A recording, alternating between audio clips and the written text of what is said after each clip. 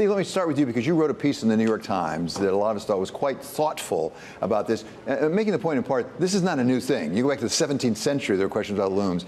Give us your sense about AI, the opportunity it offers us, and some of the resistance to it. Look, as I wrote in the piece, I think that economic growth and prosperity and better living standards for everybody in the world, no matter who they are, where they are, depends on increasing productivity, efficiency at work.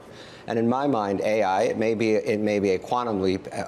We don't know that yet, but it's part of a continuum going back to even the 13th century. I wrote about also in that piece briefly of improvements in productivity and getting those into the hands of the workers so that people can have a higher standard of living. And as part of that, you have what Schumpeter famously called creative destruction. You have some jobs that are lost and other jobs that are gained. We had 450,000 telephone operators in this country in the 1950s. You tell me the last time you talked to a telephone operator. We had close to 2 million people, I assume most of them women, classified as typists. That's not even a job category anymore in the BLS. This is all some things that have happened. And alternatively, we've developed millions of jobs in technology industries and finance and in other sectors that have actually been helped by the development of technology. So Steve, of course, is an investor. Larry, you are a macroeconomist. As a macroeconomist, is Steve on the right trail about restoring the growth of productivity, which has dropped off, as Steve pointed out in his piece? It really has dropped off significantly. Steve's right to be for technological progress and to recognize that overall it's through change and evolution mediated through markets that life has gotten so much better. And it's all right, just one thing. In the 1960s, 96% of American men 25 to 54 were working, and only 4% were not. Today, it's more like 14%. Are there things we should be doing right now that we fail to do with automation and with globalization to think about those distributional effects, potentially of AI, to make sure that we bring more people along with the progress? Absolutely. Look, I don't think actually Larry and I really disagree. I understand the problem he's talking about. It actually relates to automation a lot and also to trade.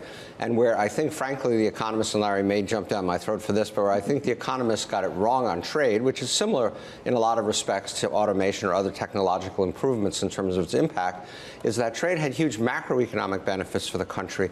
We missed the macroeconomic impacts. Those workers in Flint or Detroit or in Ohio, some of their jobs were, and I actually just read something the other day, rough justice, maybe half their jobs were lost to automation, the other half were lost to trade. And we had this little trade adjustment assistance program which basically did nothing. And we have not really done a great job as a society, both in getting the benefits of technology into the hands of everybody. There's been this lack of wage growth commensurate with the productivity growth over a fairly long period of time now, as well as individuals and finding them things to do where they can be more productive and happier. Larry, what about it? Did the economists, and yes, the policymaker in Washington, it sort of let us all down with respect to both automation and trade? We should have done more to cushion the various changes associated with trade. I agree with that. I'm not sure I agree with Steve's quantification. And I think that a full calculus on trade has to recognize a large number of benefits in terms of jobs created and in terms of real wages enhanced. But that brings me to the other point I wanted to make about AI. And I don't know for sure about this, but if my suspicion is right, it's very big. Most of the technological changes we've had before came for working people doing relatively routine things. They were automatic ways of picking cotton that came from agricultural workers. They were things that replaced typists or telephone operators, as Steve mentioned. I have a suspicion that AI is coming for the cognitive class. And part of the reason you're seeing such hysteria now is that it's the people who write articles and their friends, the people like the three of us who are more at risk from AI competition than has been the case with most of the technological innovations in the past. I would say that there's a substantial chance that AI is going to be much more of a threat to IQ than it is to EQ. It will be a very long time before AI will replace many of the kinds of direct physical work. Think of working in a garden, for example. So I have a suspicion that the distributional consequences of AI for the bosses versus the bossed may be very different than the distributional consequences of many of the other technological revolutions, and that affects how bosses are going to think about it in profound ways. They're going to be much more scared, and on the other side, it may be more benign from the point of view of some of those who've been traditionally left behind. So, Larry, I agree with that. I think it is the cognitive classes, as you call them, who are most at risk. I might make I'm not sure I would think about it as bosses and boss, and but I will use this historical analogy to give us a little bit of hope. When I started on Wall Street as a young investment banker, I had nothing. I had an early HP-12C calculator in my hand. We had no Excel. We had no computers to speak of. We had no nothing. All of our spreadsheets were done by hand.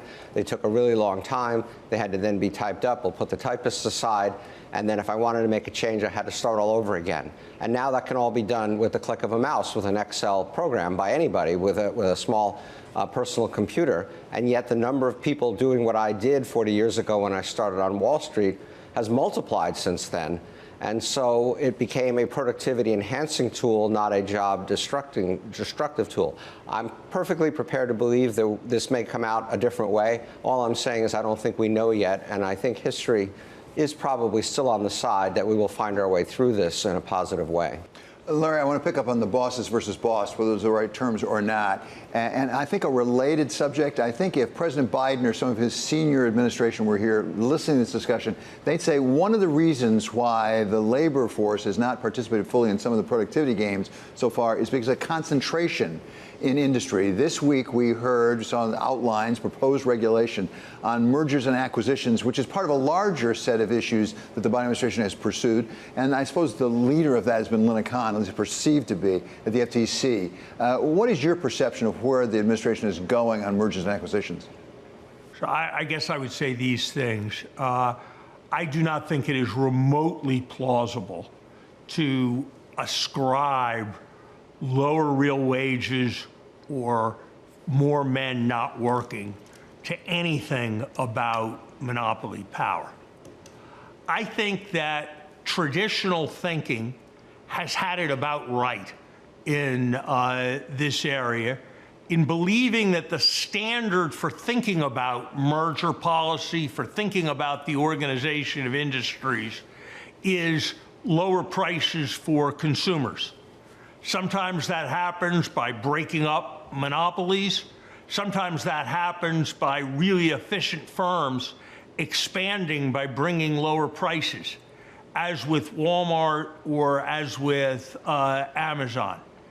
And I think these guidelines, by moving away from an emphasis on lower prices for consumers to broader abstractions, are a substantial risk. And you've seen a number of actions by the FTC that have been rejected decisively, almost scornfully, by courts, in some cases rejected decisively by judges who were appointed by President Biden or other Democrats.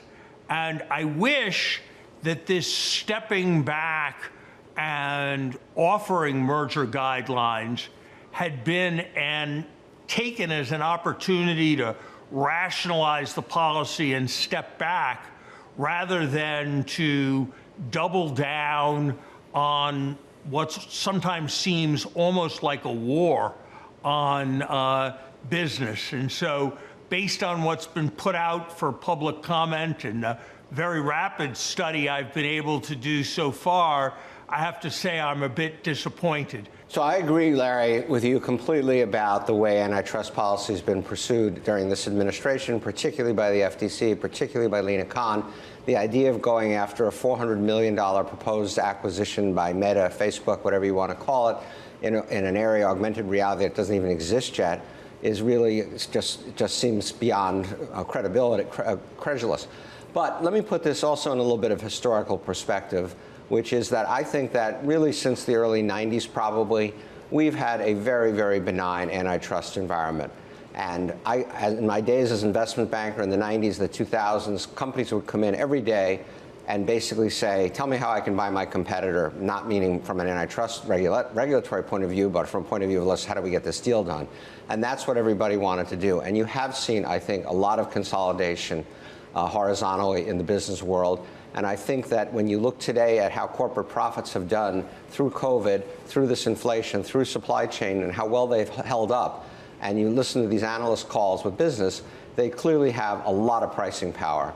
And that, I think, suggests to me that in at least some sectors there's an insufficiency of competition. So I think there's a middle ground here somewhere between the way we approached this in the 90s and the 2000s versus the crazy policies that are being pursued by the FTC today.